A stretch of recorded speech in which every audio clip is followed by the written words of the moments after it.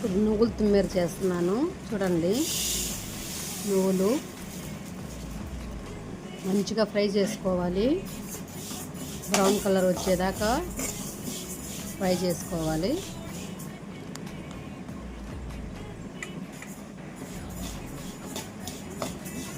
Fry అవుతూ ఉన్నాయి. ఇవి ఫ్రై అయిన తర్వాత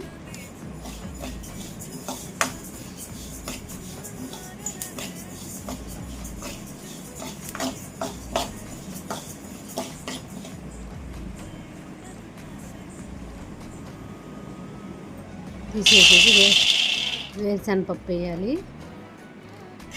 వాటిని బ్రౌన్ కలర్లో వచ్చేదాకా ఫ్రై చేసుకోవాలి. మన మెంతులకే దానికి ఏం కావాలో జీడిపప్పు, బాదం పప్పుని రెడీ చేసుకున్నాము. అవి ఫ్రై అయిపోయినాయి. నువ్వులు కూడా చల్లారిపోయినాయి. దాంట్లో బాదం పప్పు, జీడిపప్పు వేసేయాలి, కలుపుకోవాలి. మొత్తం మిక్స్ అయ్యేటట్టు కలుపుకోవాలి. దాని తర్వాత వేరుశనగపప్పు వేయాలి. వేరుశనగపప్పు మటుకు పచ్చిగా వేయించుకోకూడదండి, బాగా ఫ్రై అయ్యేటట్టు వేయించుకోవాలి. అన్నీ మిక్స్ అయిన దాన్ని మిక్సీ చేసుకొని ఇప్పుడు దాన్ని మిక్సీలో వేసేయాలి. మొత్తం కలిపి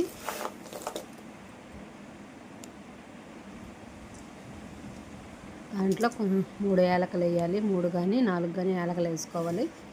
మిక్సీ బౌల్లో వేసి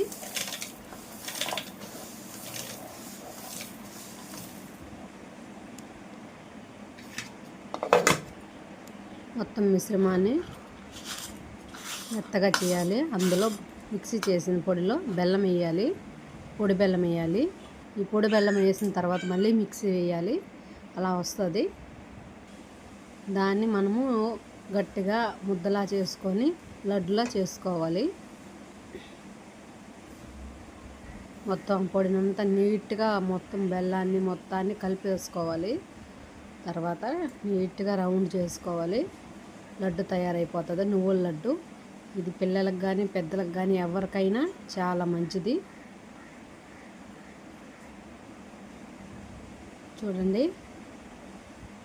దాంట్లో మనం కావాలంటే నెయ్యి వేసుకోవచ్చు. నెయ్యి వేసుకొని మంచి లడ్డూలా చేసుకోవచ్చు. పిల్లలకు బలము.